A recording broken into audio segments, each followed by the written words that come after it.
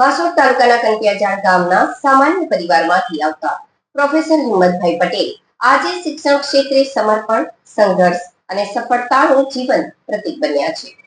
બાળપણથી જ શિક્ષણ પ્રત્યેની અતૂટ લગન અને અથાગ મહેનતના બળે તેમણે પોતાના જીવનનો માર્ગ પ્રશસ્ત કર્યો હતો.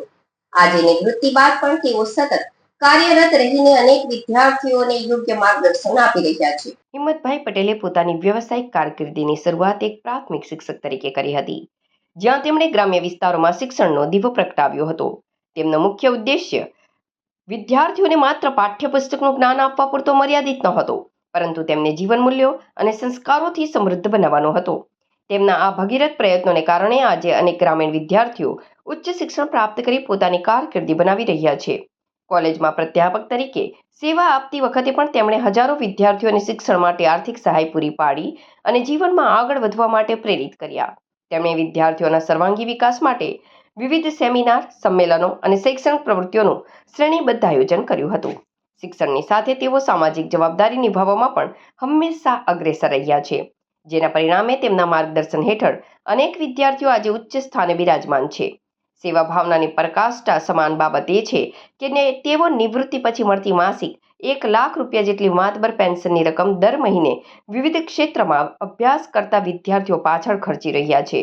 તેમના આ નિસ્વાર્થ દાનથી અનેક જરૂરિયાતમંદ અને તેજસ્વી વિદ્યાર્થીઓને શિક્ષણ મેળવવામાં આર્થિક રાહત મળી રહી છે. પ્રોફેસર હિંમતભાઈ પટેલનો જીવન પ્રયાસ સાબિત કરે છે કે જો દ્રઢ સંકલ્પ, મહેનત અને સેવા ભાવના હોય તો કોઈ પણ વ્યક્તિ સફળતાની ઊંચાઈઓ સર કરી શકે છે. તેમની મદદથી અભ્યાસ કરી રહેલા વિદ્યાર્થીઓ પણ ભવિષ્યમાં ઉચ્ચ સ્થાને પહોંચી તેમના જેવી જ સેવા કરવા પ્રેરાઈ રહ્યા છે. હિંમતભાઈ આજે ખરા અર્થમાં શિક્ષણ જગત માટે એક આદર્શ પ્રેરણા સ્ત્રોત બની રહ્યા છે. મારું નામ હિંમતભાઈ પટેલ, હું કંટિયાજાળની વતની છું. કંટિયાજાળ એટલે હાંસોડ તાલુકાનું છેક દરિયા કિનારે આવેલું ગામ, અને ત્યાં મારા પિતા શિક્ષક હતા. બહુ ગરીબ કુટુંબમાં હું મારા 7 ધોરણ હું 6 સ્કૂલમાં ભણેલો. મારા ફાધરની બદલી થાય એટલે, અને મારા ફાધર ગુજરી ગયા પછી મારે ખેતરમાં કામ કરવું પડે. તો પછી સ્કૂલમાં ભણ્યો તો બહુ જબરદસ્ત. એ પછી પ્રગતિ થઈ. પછી વિદ્યાનગરથી 2000 મારી ટાઈમ, અને મારા વાઈફ શિક્ષિકા હતા. એને એમ કહ્યું કે આપણે હવે અમેરિકા જરૂર નથી, આપણે કટપોર કંટિયાજાળની સ્કૂલને મળવા દેવી નથી. પણ અનફોર્ચ્યુનેટલી અને 2016માં કેન્સર ડિટેક્ટ થયું, અને ઉગડી ગઈને જતા એને મને આ મારી પાસેથી વચન લીધેલું કે આ સ્કૂલને બંધ નહીં થવા દઈએ અને આ છોકરાઓને ભણાવજો. તો એના આદેશને એને આપેલી પ્રતિજ્ઞા મારી એને આધારે મેં આ બધી વસ્તુ. કેટલા વિદ્યાર્થીઓ સાહેબ તમારા હાથની તૈયાર થયા છે, કઈ રીતે? અત્યાર સુધીમાં 36 જણા ભણ્યા. 36 જણાને એનો ખર્ચ લગભગ 2 કરોડ સુધી પહોંચ્યો.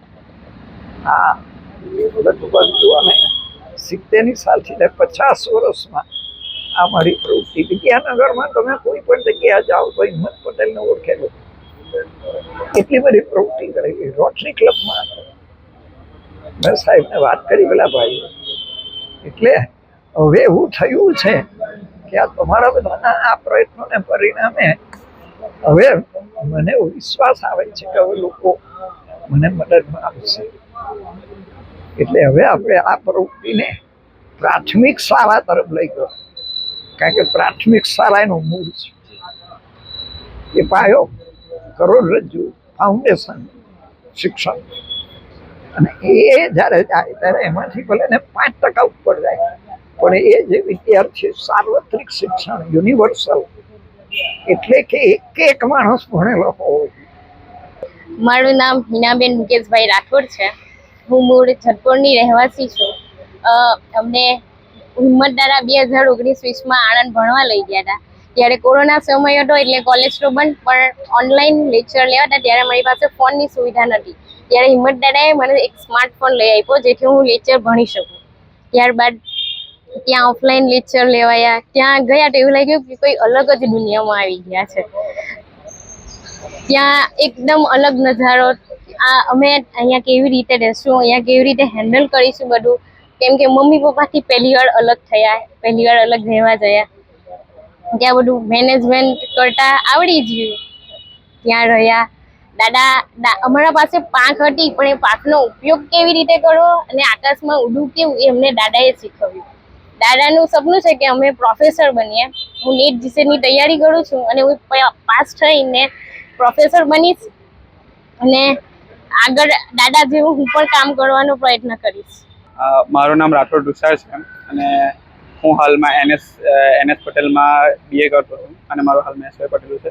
અને હાલમાં અમે બધા વિદ્યાર્થીઓને અહીં આવ્યા છે, જેના કારણે દાદાએ જે અમારા પ્રત્યે કરેલું છે એની વિશે હું કહેવા માગું છું કે અમે ગ્રામ્ય વિસ્તારમાં રહેતા છોકરાઓ છે. આ ગ્રામ્ય વિસ્તારમાં અમારું ખાલી માત્ર એટલું જ કે 11-12 કરો અને પછી એટલે અંકલેશ્વર છે કે ભરૂચ છે ત્યાં જઈને ITI કરો. પણ ત્યાં આવ્યા દાદા આવ્યા અને એમને લાગ્યું કે આ છોકરા હોશિયાર છે અને અમને આગળ ભણવું જોઈએ, એટલે દાદાએ અમને આવ્યા અને આર્થિક સહાય કરી, જેનાથી અમને એ વિદ્યાનગર આણંદ લાવ્યા અને ત્યાં અમને રૂમ ભાડે રાખ્યા અને અમારા બધા જ ખર્ચો ઉઠાવ્યો. અને અમને અમારા વિશે એ લોકો વિચાર્યું એટલું હતું કે અમે કઈ રીતે આગળ વધી શકીએ અને કયા વિસ્તારમાં અમે આગળ વધી શકીએ. જેમ કે કોઈ પ્રોફેસર બનવું છે તો પ્રોફેસર બની શકે, કોઈ LLB કરવી છે તો LLB કરી શકે. મારે બી આગળ જઈને વિચાર છે, જે દાદા મને સમજાવેલું છે એ મારે કરવાનું છે. અને દાદાને બસ એટલું જ કહેવાય કે દાદા જેવા વિચારથી અમે બી વિચાર આવે છે કે અમે આખું ગ્રુપ ભેગું થઈને આ સમય જ્યારે અમે બી અમારા વિસ્તારના જે હોશિયાર વિદ્યાર્થીઓ છે જે ભણી નહીં શકતા અને આર્થિક રીતે પછાત પડેલા છે એમને બી અમે સહાય કરી શકીએ અને એ લોકોનું બી ભવિષ્ય અમારી જે ઉજ્જવળ બને એવી અમે પ્રયત્ન કરવાના.